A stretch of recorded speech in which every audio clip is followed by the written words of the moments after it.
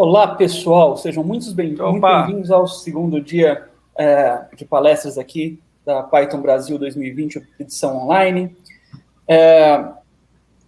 Vamos lá, eu sou o Danilo, também conhecido como Malki. Tenho uns avisos aqui para vocês. A gente tem Job Fair agora das 12 às 14 horas e depois das 20 horas no canal de voz da Giant Steps. E QuantSight no canal de texto o tempo todo. Então, agora introduzindo aí para vocês o Arthur Souza, ele é cientista de dados com foco em marketing, formado em comunicação pela UFPI, pós-graduado em tecnologias para desenvolvimento web pela Unopar em Anguera. E hoje presta serviços de ciência de dados pela Nimbus Inteligência para Negócios. E agora ele vai apresentar para a gente, aqui na trilha PEP 8, tornando os Jupyter Notebooks mais legíveis para quem não é cientista de dados. Bem-vindo, Arthur. Boa sorte. Muito obrigado. Valeu. Fala, pessoal. A gente vai começar hoje conversando sobre como tornar os Jupyter Notebooks mais legíveis, principalmente para pessoas que não são cientistas de dados. Um pouquinho da minha apresentação aqui, né? Eu sou analista de dados hoje no Repassa, a Nimbus Inteligência para Negócios é a minha carreira solo, mas hoje eu estou como analista de dados no Repassa, que é o maior brechó online do Brasil. Eu estou graduando em Ciência de Dados pela Metodista de São Paulo, sou graduado em Comunicação Social pela UFPI, conforme já foi dito ali. Eu tenho mais de 10 anos atuando em marketing e comunicação, em agência de marketing, comunicação, prestando serviços nessas áreas de negócios. Nos anos 90, onde eu me encontrei meio no campo de programação, de TI, eu programava jogos em BAT. Sou apaixonado por Python há mais ou menos uns 8 anos, quando eu comecei a construir meus primeiros scripts ali. O primeiro que eu escrevi foi para um script para fazer divisão de conta de bar, um programinha que eu chamei de chefia. Sou fã de rock and roll, feijoada, jogos de tabuleiro e cerveja. O que a gente vai abordar nessa palestra aqui, né? Com o aumento da demanda por serviço de ciência de dados, os cientistas de dados e suas ferramentas vão se tornando cada vez mais comuns nos mais variados ambientes corporativos, né? E há várias formas de se apresentar um projeto de ciência de dados, mas talvez uma das mais comuns hoje seja o Jupyter Notebook, né? E apesar dos benefícios óbvios que todo tipo de negócio pode ter com projeto de ciência de dados, né, e com esses projetos que se desenvolvem em Jupyter Notebooks, para a maior parte das pessoas, a ciência de dados ainda é uma coisa de outro mundo, assim, ainda é uma coisa muito distante da realidade. Ela junta muitas áreas diferentes, junta muitas disciplinas que são complicadas para a maior parte das pessoas entenderem, então ainda não é fácil para alguém de fora entender.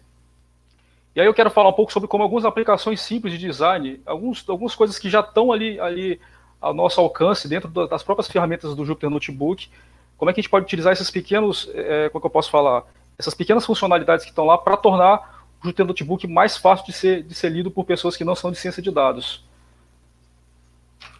E a gente começa com essa perguntinha aqui que eu acho que é pesada de se perguntar mesmo. É ciência de dados ou ciência de foguete? Primeiro de tudo, por que essa palestra está sendo pensada? Por que eu pensei nela, né?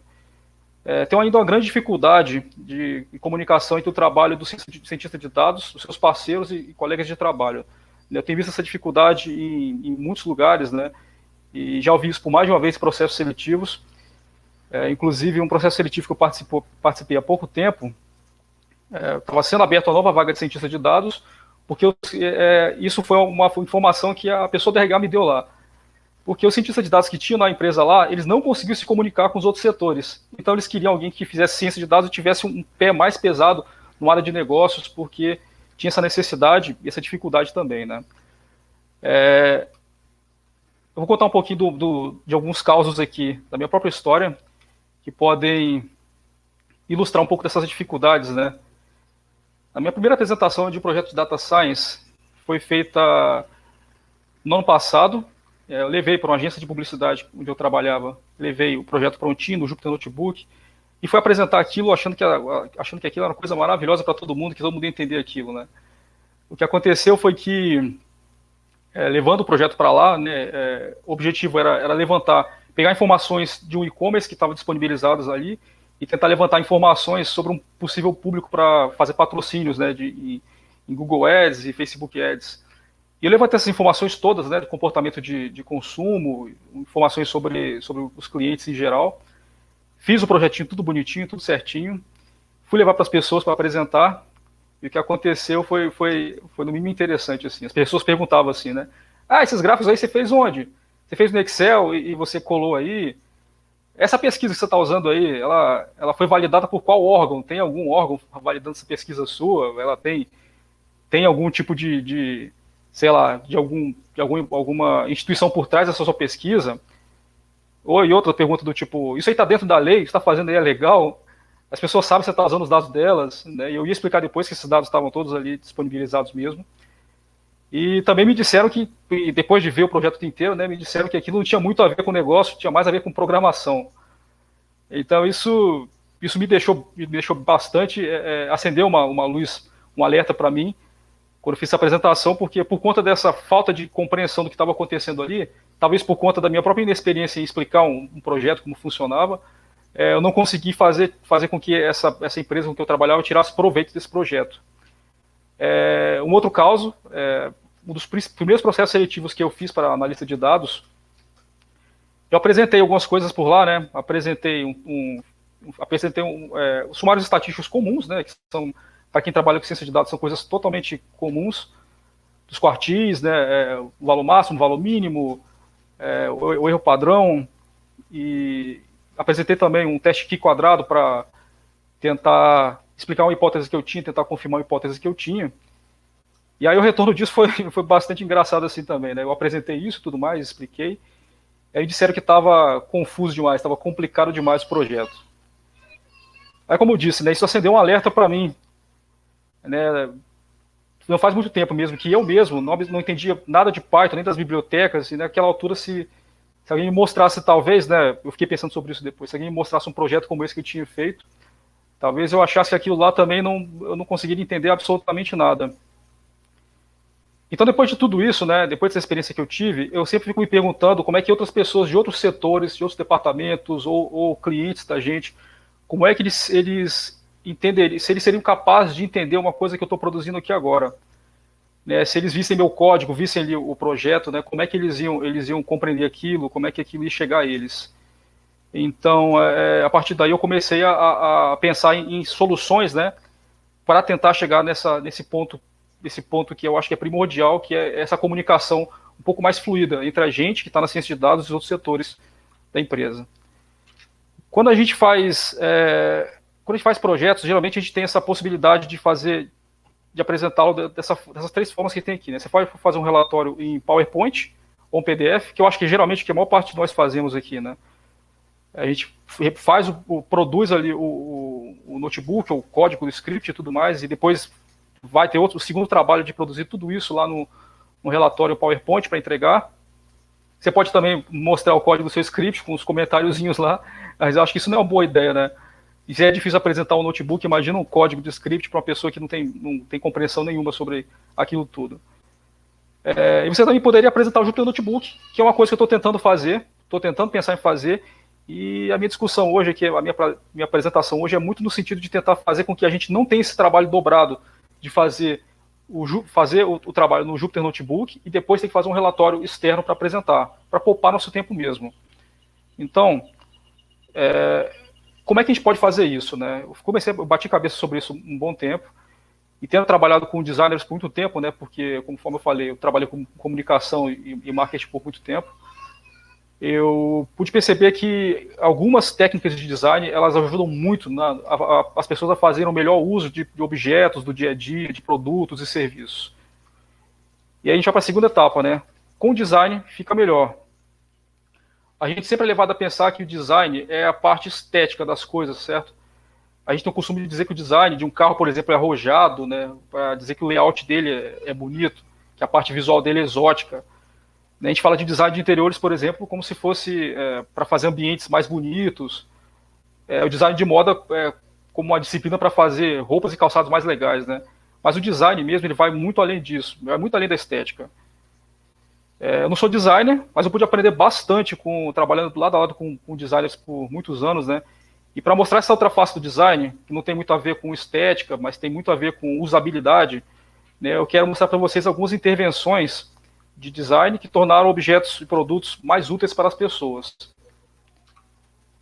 Nós temos aqui essa caixa de pizza, que é uma caixa de pizza que vem com um picote para ser destacado e ser transformado. A mesma caixa de pizza que você recebe com sua pizza em casa, ela pode ser, enfim, com uma intervenção simples, ela pode ser transformada em pratinhos para você comer e também pode ser transformada em uma caixa menor para você guardar as fatias restantes, caso seja o seu caso, se vocês não comerem na sua casa as fatias todas.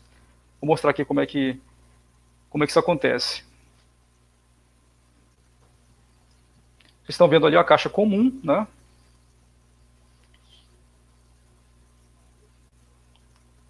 A pizza sendo servida na caixa de papelão, que vai sendo destacada ali a tampa dela. E a tampa dela vira 4 pratinhos. Você destaca ali uma lateral e destaca outra lateral. Olha que incrível. E aí você tem uma caixa que cabe na sua geladeira, diferente da caixa que geralmente vem da pizzaria. Se você pensar bem, isso é uma intervenção extremamente simples. Essas ferramentas para fazer picote, para fazer dobras, elas estão disponíveis nas gráficas, mas enfim, até hoje aparentemente nunca chegou, as pessoas nunca chegaram a pensar nisso como uma solução geral. Né? Isso está chegando e tudo, né? E é uma medida simples de design que ajuda as pessoas a utilizarem esse produto de uma forma mais racional. Outra coisa que com o design ficou fantástico é esse menu, né,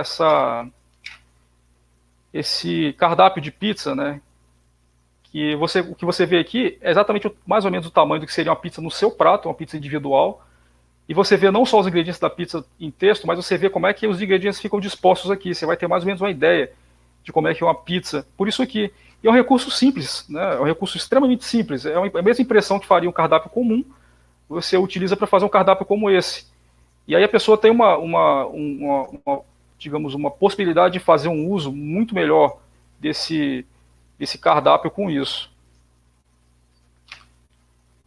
Olha isso aqui, quem nunca passou por uma situação dessa, né? Tá no estacionamento e aí você não consegue enxergar as faixas laterais que separam uma vaga de outra. E aí o que acontece quando tem isso, né? Você geralmente tem que abrir a porta do carro para olhar a faixa no chão. Alguém teve essa ideia genial aqui, e super simples, usar o mesmo material que pintar o chão, pintar a parede também, para você observar ali onde é que acaba a sua vaga, e onde é que começa a vaga do lado.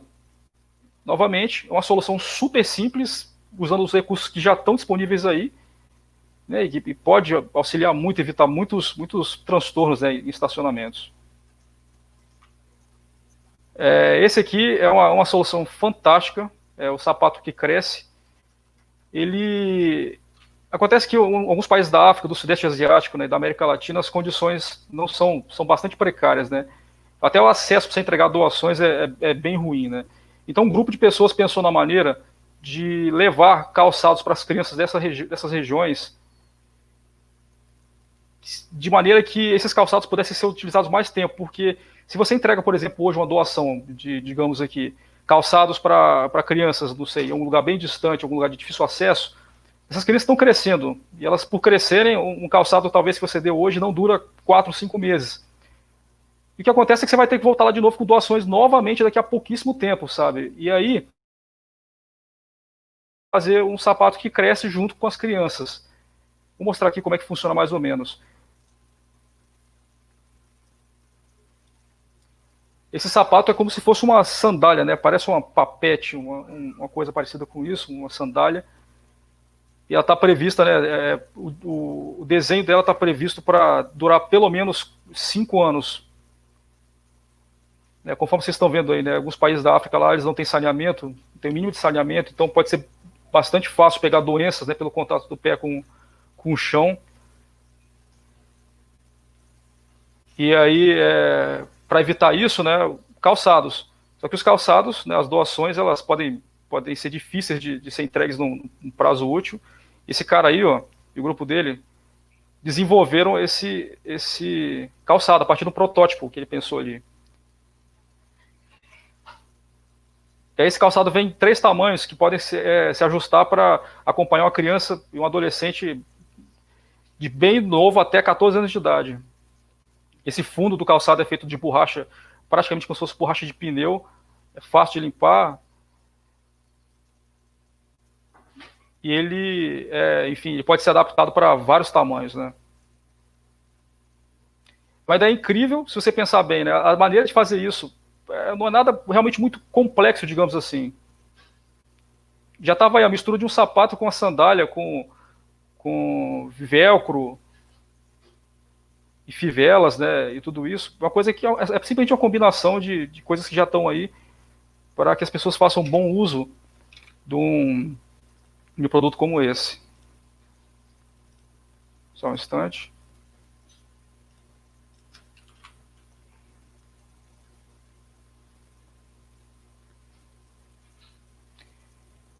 Isso aqui é uma outra solução inacreditavelmente simples. A gente fica se perguntando por que ninguém teve essa solução antes. Várias delas, né? Mas o trabalho do designer é esse. Juntar coisas que estão teoricamente separadas, né? Em muitos locais do mundo, né, não tem água encanada ainda. E as pessoas comumente levam água, né, que você deve conhecer essa imagem clássica, né? A gente aqui no Brasil, no interior do Nordeste, as regiões mais pobres que não tem água encanada, as pessoas carregam água em latas, né? E frequentemente essas latas vão em cima da cabeça da pessoa, vão sendo carregadas nos braços ali. E essas latas, elas não têm como carregar tanta água assim, né? Então não é muito eficiente. É um trabalho que não é muito eficiente, causa um desgaste terrível nas pessoas, né? O envelhecimento precoce, problemas na coluna, enfim, né? Aí um engenheiro, um grupo de engenheiros sul-africanos pensou nisso aqui. Olha, as pessoas carregando as latas d'água na cabeça, né? Conforme a gente tem aqui no Brasil também. Não só na África, né, na Ásia como um todo, no Sudeste Asiático, nos países mais pobres, aqui na América Latina também a gente tem esse mesmo problema. Ó, crianças carregando água, porque enfim, né, não é eficiente carregar para um adulto sozinho carregar água para uma família inteira. E aí você vê as pessoas fazendo esse transporte. Aí esses dois caras tiveram essa ideia incrível de fazer como se fosse um tonel de água que tivesse uma capacidade de água maior do que essas latas que geralmente são usadas por aí. E elas podem ser roladas, olha que incrível. Esse tonel pode ser rolado, pode ser puxado ou empurrado. Ele é resistente o suficiente para ser usado em terrenos mais pesados assim. E já está sendo distribuído. Embora não seja uma solução para o problema da água, né? Conforme o próprio fundador dessa entidade que criou essa solução disse, é uma forma de aliviar o peso, né, dessas pessoas dessa região e, novamente, é uma solução relativamente simples, é algo que tá fácil de desenvolver, não é nada muito incrivelmente complicado, né? E é isso, é uma solução de design simples que ajuda a melhorar o dia a dia das pessoas. Agora, vocês querem ver algo mais simples que isso? É essa solução aqui. Cara, isso é inacreditável. Numa região da Dinamarca, estava tendo um problema de tráfego numa região que estava tendo uma obra na calçada. Vocês vão ver aí. Está tendo obra na calçada ali, né? E os pedestres estão tendo que dividir com as bicicletas o espaço que seria da calçada. Aí vocês imaginam que isso pode. Vocês estão me ouvindo? Tá tudo certinho?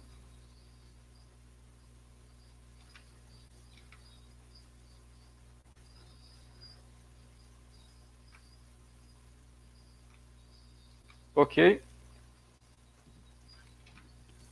Então, o que resolveram fazer para ajudar nessa situação ali, né? Essa galera faz essas intervenções com essa fita. Colaram ali a fita, né, para filmar as pessoas.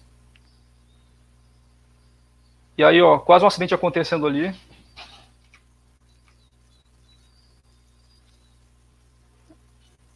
Outro acidente quase acontecendo, né? Porque as pessoas estão tendo que dividir espaço com as bicicletas, né, na calçada.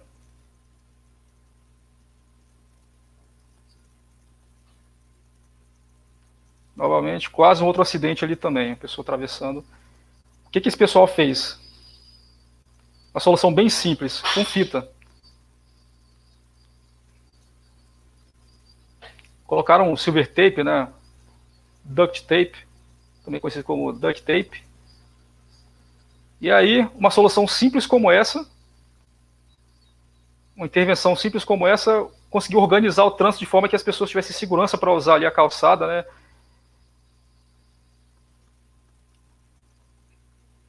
E os pedestres pudessem passar tranquilamente, né? Se precisasse passar ali, os ciclistas também.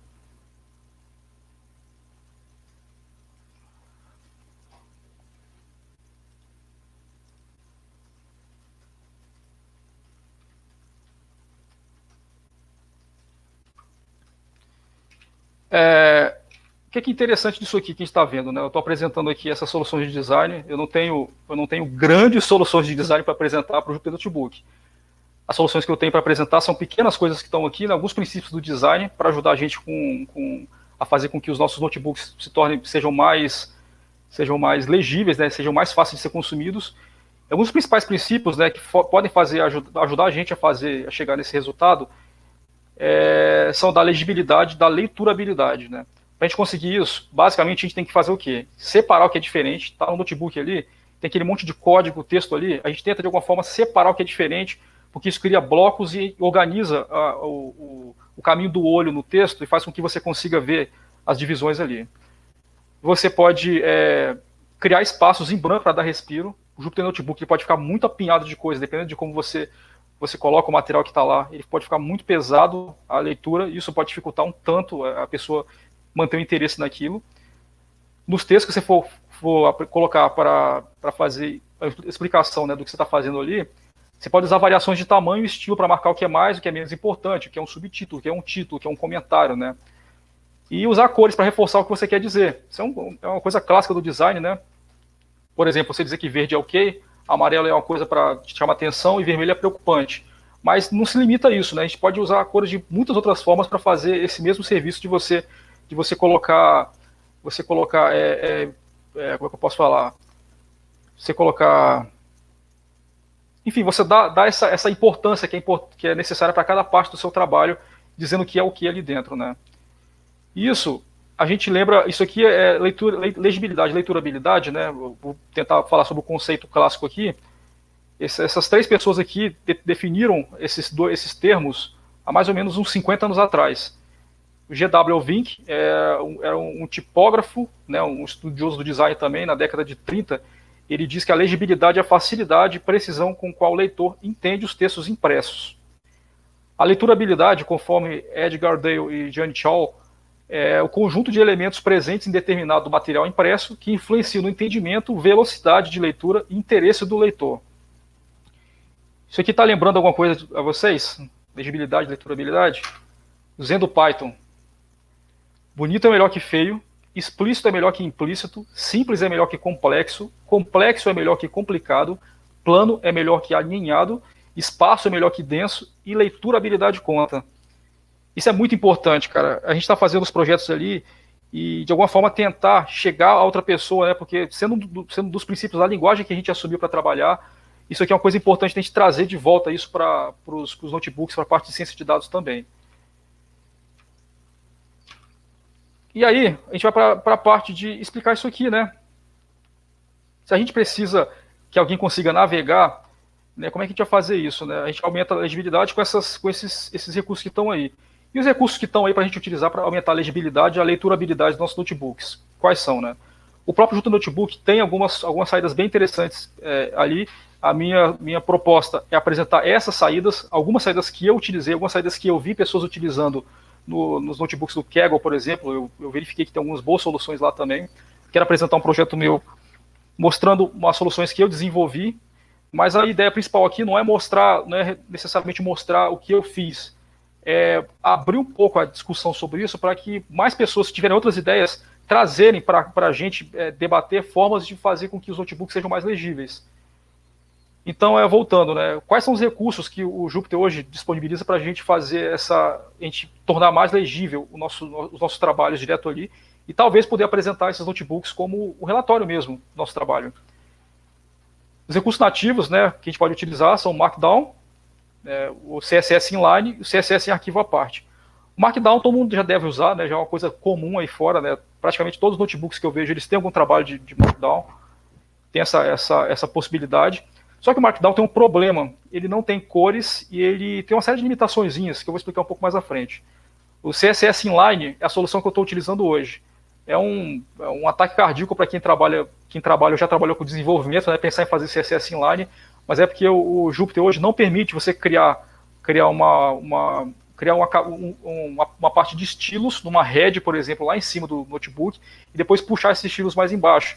Ele não permite isso. Quem sabe, né, pode ser uma implementação futura aí, né, mas nesse momento aqui agora a gente está tendo que usar um CSS Inline para criar estilos, né, para separar, criar cores, para criar tamanhos de texto diferentes, para fazer decorações diferentes nos textos.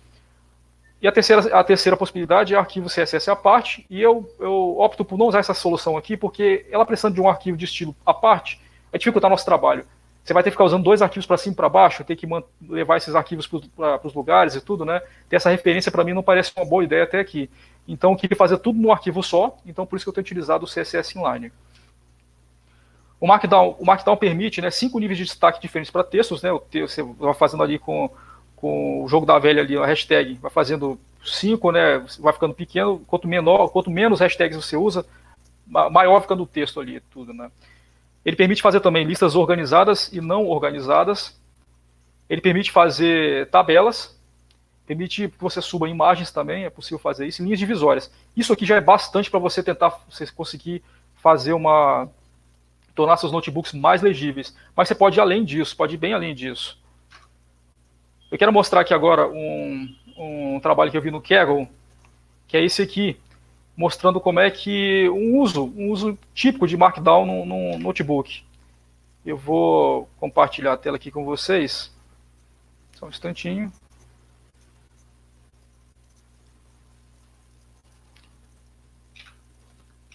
Esse notebook, ele está no Kaggle.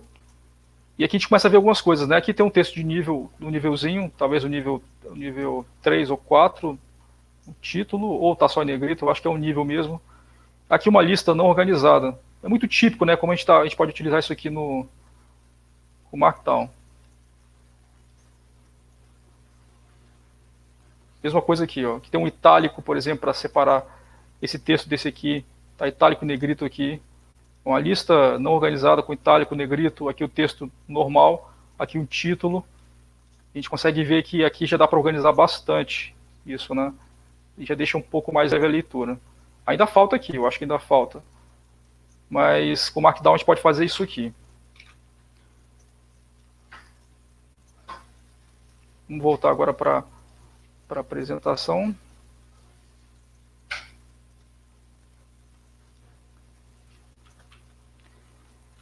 E o HTML mais CSS, essa combinação. Essa combinação pode ir além disso ainda. Ela pode ser HTML, CSS e JavaScript. Mas JavaScript é uma coisa bem além disso aqui.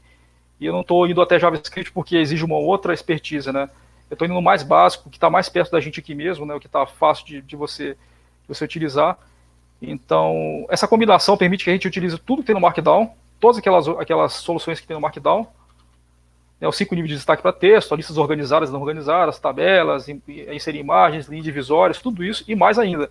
Você pode criar boxes para diferentes situações, para fazer comentários, por exemplo, para demonstrar com texto algumas coisas. Você pode usar esquemas de cores, o que é incrível para você conseguir organizar melhor o seu notebook, para você fazer com que o seu notebook fique... Você chamar a atenção de formas diferentes para cada parte, porque quando você não tem cores, você depende só tudo do preto e você depende só do tamanho, né, dos elementos. Então, por exemplo, você poderia usar um título. Né? Agora, se você tiver um título e a possibilidade de colocar um título, sei lá, digamos, vermelho para uma coisa muito importante, não sei, digamos assim, ou para um problema, e poder usar um verde para uma coisa boa, é uma forma de você facilitar a leitura, de você trazer a pessoa mais para perto e ela tá mais envolvida com o seu projeto. Ele permite, além do esquema de cores e dos boxes para diferentes situações, né, você cria boxes ali, ele permite alinhamento à esquerda, à direita e centralizado, o que é fantástico também para você ocupar melhor o espaço ali, criar um respiro, conforme eu falei antes ali, e tudo mais que você puder imaginar fazer com estilos. Essas aqui são só algumas ideias que eu tive, né, que eu tenho utilizado para fazer o trabalho como eu tenho feito. mas se você entende alguma coisa de CSS e HTML, é possível fazer coisas incríveis com isso aqui para os seus notebooks. Vou mostrar agora um outro notebook também, que utiliza um recurso muito interessante para, já avançando sobre o que eu tinha falado sobre HTML, né? Utilizou alguns recursos bem interessantes para tornar mais legível, né, o material. Vou compartilhar com vocês aqui. Só um instante.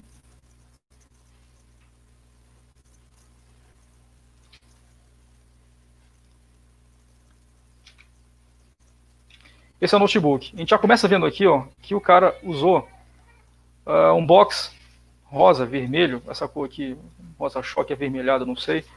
Utilizou um box aqui em cima para chamar a atenção de uma coisa no meio do texto todo. Quando você vê um texto como esse aqui inteiro, geralmente os notebooks eles são muito assim, né, muito monocromáticos. Isso aqui consegue criar uma quebra muito interessante para você levar a atenção do leitor para um lugar. Olha só. Aqui você está vendo também que provavelmente ele já utilizou aqui, ou se não usou HTML, CSS, ele utilizou aqui um Markdown para fazer esses títulos, né? E uma coisa muito interessante, talvez vocês estejam sentindo falta de alguma coisa aqui, talvez. Isso aqui, ó. O cara conseguiu implementar uma solução aqui para esconder o código. Então o notebook fica perfeito para ser apresentado, olha só. Ele esconde o código, né, se ele não precisar mostrar digamos, o percurso inteiro.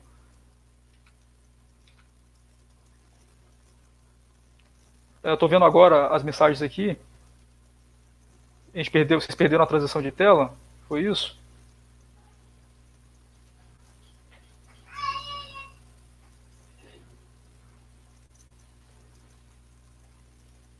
Vocês estão conseguindo me ver?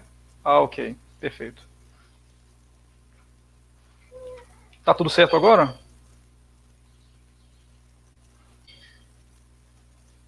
Perfeito.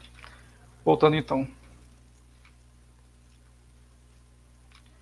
Aí você vê aqui que foi criada aqui, ó, essa solução de esconder o código, né? Então isso aqui, você vai fazendo isso aqui, nesse caso desse notebook aqui, ele vai tornar o negócio muito mais legível, muito mais fácil de ser absorvido por pessoas de fora. Os gráficos estão bonitos. Eu também não sou especialista em fazer gráficos muito bonitos não, sabe? Tem que estudar mais sobre isso aqui. Mas o cara fez um bom trabalho aqui de tornar o negócio, a leitura leve e fazer isso aqui, que é o próprio notebook dele. Olha, o gráfico aqui interativo, né? Mas ele teve um trabalho de tornar esse notebook aqui um relatório praticamente. Isso aqui virou um relatório com essas soluções que ele implementou. Escondeu o código, utilizou boxes de textos, fez a apresentação direitinho. E é isso. Vou voltar aqui para a apresentação.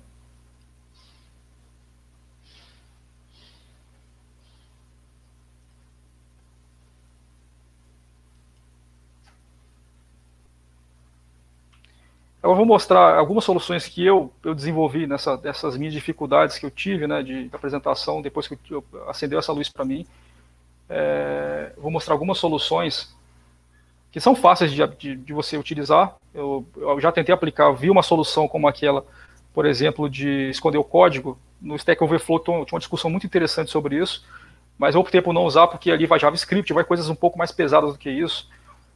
Então optei por não utilizar, mas está disponível, se vocês quiserem procurar, vocês vão saber que já tem tudo isso disponível, e, enfim, ajuda a melhorar muito a legibilidade dos notebooks. O que eu vou apresentar aqui agora está mais relacionado com a parte de HTML e CSS para fazer o notebook legível, então não estou usando o JavaScript para isso aqui. Vou apresentar para vocês um trabalho que eu fiz para o List, né, um desafio técnico dessa seleção que eu fiz parte para o List, aqui de e-commerce curitibano. E aí eu vou compartilhar com vocês aqui o notebook que eu produzi, com algumas soluções que podem dar uma ideia inicial, uma ideia interessante de como é que a gente pode fazer para ter um notebook mais legível e mais bonitinho. Olha, a gente começa colocando aqui um cabeçalho, né, uma imagem. Isso aqui é uma imagem subida com HTML normal. Já fica com a cara de... Já fica como se fosse um timbrado. Já fica timbrado aqui com a marca da empresa, a coisa toda, né? Isso aqui já cria digamos, uma cara diferente. Isso aqui também, não usei Markdown, usei um H1 em cima aqui. O alinhamento da data aqui está à direita, conforme vocês estão vendo aqui.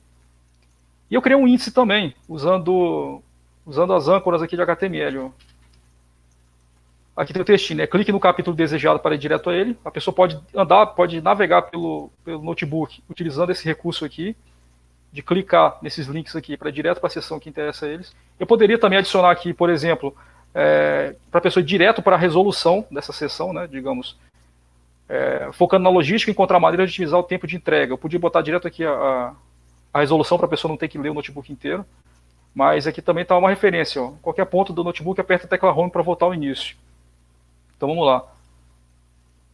Fui para outra seção aqui, ó. Já facilita bastante o uso. Estou vendo uma pergunta aqui. Eu vou responder aqui quando acabar essa parte. Já facilita bastante essa navegação pelo notebook. Uma outra coisa que eu, conforme eu falei, né, a gente precisa ser mais didático com as pessoas que estão fora da ciência de dados. Meus notebooks agora estão vindo todos com isso aqui. Tem um título, né, um timbrado aqui, a data, a coisa toda. E aqui uma introdução dizendo o que é esse arquivo para a pessoa. É um notebook, e eu mostrando como é que a pessoa utiliza esse notebook. Então, criei essas categoriazinhas aqui digamos, gráficas, né, para a pessoa saber como é que ela está navegando aqui. Um comentário do tipo 1, que vai ser inserido antes e depois dos blocos de código, e vai vir nessa cor aqui. Um comentário do tipo 2, que vai ser inserido após títulos e gráficos para comentários secundários. Eu mostro também o que é uma linha de código em Python, né? Está aqui, por exemplo, ó, a linha de código, e um box de conclusões.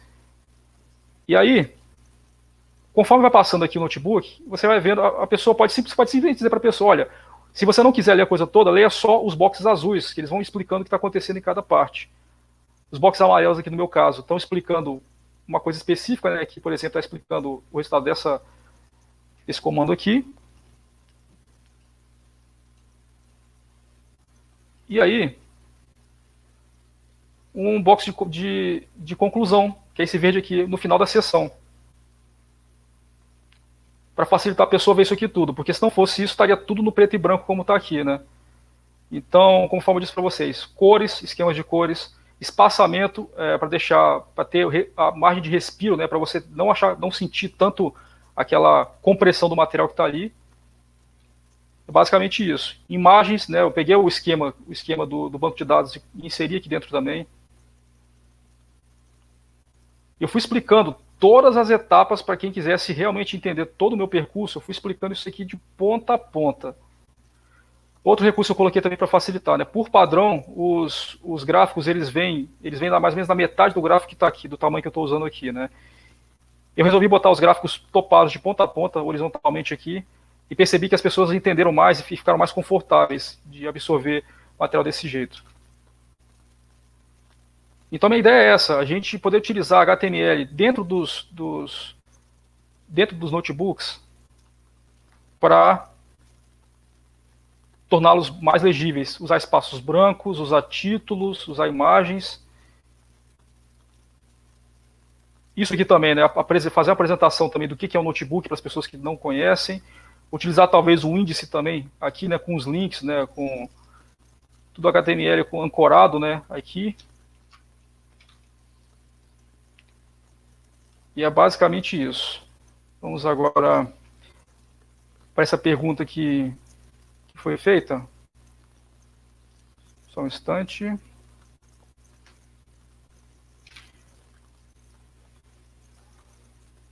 A pergunta que foi feita ali, né?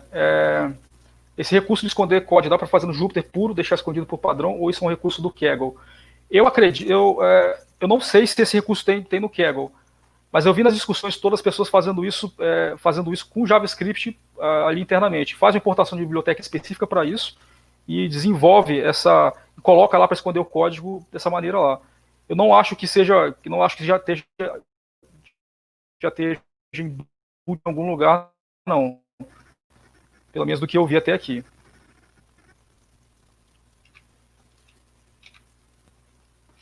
E após você criar seu notebook, né, você pode apresentá-lo, criar no seu notebook pensando em usar ele como um relatório, você pode exportar ele para PDF ou para HTML. Para PDF tem um problema, que ele exige várias bibliotecas externas, né, tem uma dificuldade de você ter que instalar coisa por fora, tem que instalar o LaTeX e tem uma série de outras coisas, Pandoc, para você instalar, e quando você vai exportar a partir fazendo PDF, ele faz em páginas, que é muito ruim para a gente, porque divide o notebook é um arquivo contínuo, né?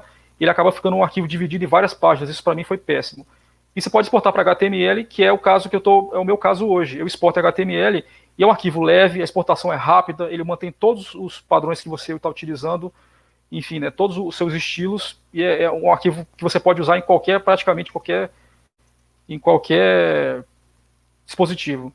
E aí deixo essa pergunta para vocês. A gente pode falar de boas práticas em notebooks, boas práticas de visualização em notebooks feitos no Jupyter? Isso já é um padrão, né, enfim, de muitos lugares. A gente vê essa padronização de linguagens, abordagens e metodologias, né, para tornar as coisas, digamos, unificadas, né, a gente conseguir falar a mesma língua, né. O W3C Standards tem esses standards, né, para desenvolvimento web. As metodologias ágeis também tiveram digamos, trabalhos para unificar o processo deles. A própria BNT é uma forma de você ter um estilo centralizado, unificado, né, para que você consiga se comunicar em geral com a comunidade científica, né. E outras linguagens também já vêm com várias pré-definições de estilo, né. Se você pegar o HTML, por exemplo, as listas não organizadas, elas têm um estilo pronto ali. A área de administração, por exemplo, de sites feitos em Django, ela tem já um esquema de cores pronto, já tem uma série de coisas já pré-definidas. As mensagens de alerta em JavaScript, Django, Java, elas já têm também um estilo pré-definido ali. Você pode alterar depois se quiser, mas por padrão já vem alguma coisa pré-definida ali. E aí a gente pode pensar juntos em padrões de visualização para usar os notebooks como relatório? É a minha ideia. Eu acho que é possível sim. Eu acho que a gente pode pensar em desenvolver formas de utilizar os nossos notebooks diretamente como relatório, não ter esse trabalho de criar um outro relatório por fora em PDF, né, em PowerPoint. E é isso. Se tiver interesse de continuar essa discussão, de ir para frente com ela, de tentar de alguma forma pensar em reduzir essa carga do nosso trabalho para fazer tudo no notebook só, estamos aí. Anota aí meu e-mail, enfim, está aí, o meu GitHub, o Kaggle. Vou deixar aqui para vocês por mais uns segundinhos e muito obrigado. Eu não sei se tem tempo ainda para... Não sei se tem tempo ainda para as perguntas. Tem tempo ainda? Eu acho que a gente está bem em cima. Tá certo. Temos 40 segundos aqui, acho que não dá tempo disso. Bom, meu e-mail está ali, a gente pode ver depois, pode posteriormente, se alguém tiver algum interesse, alguma ideia como essas para tentar tornar os notebooks mais legíveis, a gente utilizar eles como relatórios, estamos aqui. A ideia era exatamente essa, né? Abrir essa discussão para a gente tentar avançar nisso. Então, me despedindo aqui, muito obrigado por tudo, por vocês terem esse tempo aqui comigo, e é isso. Perfeito, Arthur, muito obrigado. Excelente palestra. Eu sei que eu vou tomar proveito pessoalmente. Que muito bom. Agradecer a todo mundo que acompanhou a palestra aqui também. Daqui a 5 minutos a gente vem com a próxima palestra. Valeu, galera. Valeu, pessoal.